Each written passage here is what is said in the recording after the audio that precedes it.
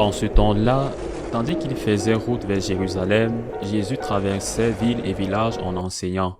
Quelqu'un lui demanda, « Seigneur, n'y a-t-il que peu de gens qui soient sauvés ?» Jésus leur répondit, « Efforcez-vous d'entrer par la porte étroite, car je vous le déclare, beaucoup chercheront à entrer et n'y parviendront pas. Lorsque le maître de maison se sera levé pour fermer la porte, si vous, du dehors, vous vous mettez à frapper à la porte en disant, « Seigneur, ouvre-nous » il vous répondra, « Je ne sais pas d'où vous êtes. » Alors vous vous mettrez à dire, « Nous avons mangé et bu en ta présence et tu as enseigné sur nos places. » Il vous répondra, « Je ne sais pas d'où vous êtes. Éloignez-vous de moi. » Vous tous qui commettez l'injustice, là il y aura des pleurs et des grincements de dents.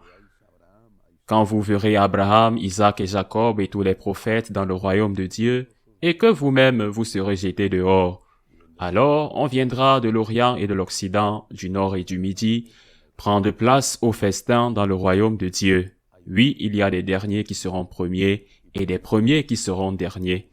Acclamons la parole de Dieu. Le premier enseignement que Jésus nous donne dans cet évangile, très important, c'est que l'enfer existe. Il y a ceux qui le nient au sein de l'Église catholique, ou il y a ceux qui le minimisent, ou presque le ridiculisent en disant qu'il est vide. De ce texte, il est clair que non seulement il existe, mais qu'il n'est pas vide, car le Seigneur dit qu'il y en a beaucoup qui essayeront d'entrer et n'y parviendront pas. Ils disent que le plus grand succès du diable consiste à nous faire croire qu'il n'existe pas. À ce succès, il faut ajouter celui de nous faire croire que l'enfer n'existe pas ou est vide. Malheureusement, l'enfer existe. Malheureusement, l'enfer n'est pas vide. C'est peut-être désagréable à écouter, inconfortable. J'ai entendu dire que dans certaines catéchèses de certaines paroisses, il est interdit de parler de l'enfer aux enfants. Parce qu'on dit que si vous leur en parlez, une image défigurée du Dieu d'amour est donnée. Ou parce qu'ils sont remplis de peur. C'est comme si, dans une école, on interdisait de parler d'échecs scolaires aux enfants et disait aux enfants, regardez, vous avez tous réussi. Il n'y a pas de problème. Étudiez. Si vous voulez étudier, et si vous ne le faites pas, n'étudiez pas. Ce ne serait pas bien que les enfants soient au courant de cela, ou comme si dans un travail d'adulte, on leur disait, ou on disait à l'employé, tu peux arriver à l'heure que tu veux. Si tu ne veux pas venir au travail un jour, ne viens pas. Ne viens pas quand tu ne veux pas. Tu peux aussi partir quand tu veux. Rien ne te passera. Mais le plus triste sera que plus tard, au moment de vérité, ils ont dit à l'employé, tu es viré, parce que tu as manqué ton travail, ou ils ont dit à l'enfant que vous étiez suspendu parce que vous n'avez pas étudié. L'enfer existe. Ce n'est pas une blague, ce n'est pas un truc pour nous faire peur. L'enfer existe et il n'est pas vide. On ne sait pas qui sera réellement en enfer, ça relève du mystère de la justice de Dieu et de la miséricorde de Dieu. Mais l'enfer existe et ce n'est pas vide. Et ce n'est pas un endroit agréable à vivre parce que le diable existe aussi. Et être au ciel avec notre Seigneur, avec la Sainte Vierge, n'est pas la même chose qu'être en enfer avec le diable.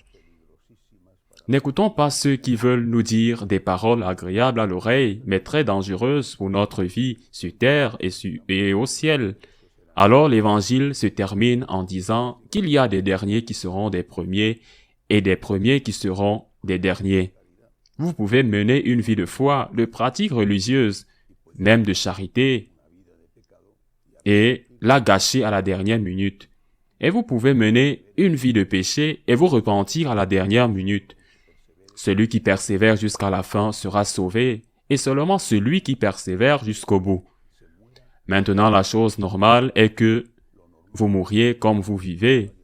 La chose normale est que si vous avez mené une vie en essayant de vous unir à Dieu et en vous convertissant continuellement, en vous repentant de vos péchés, par amour pour notre Seigneur et avec douleur de l'avoir fait souffrir, ou pour avoir fait souffrir les autres, la chose normale est qu'au dernier moment, ce soit aussi le cas en union avec Dieu, avec le désir d'être avec lui.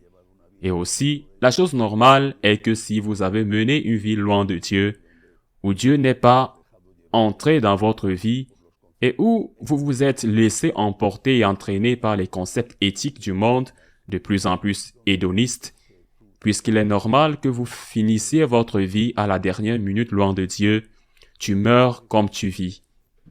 Mais tu dois penser à vivre pour la vie éternelle, bien vivre cette vie, intensement, mais sans oublier la vie éternelle qui est la partie la plus importante de la vie. Il y a l'enfer, il y a le diable, et surtout, il y a la miséricorde de Dieu. On profite de cette miséricorde divine tous les jours, à chaque instant, mais pas pour abuser de sa miséricorde, mais pour le remercier et s'unir à lui le plus possible. Ainsi soit-il.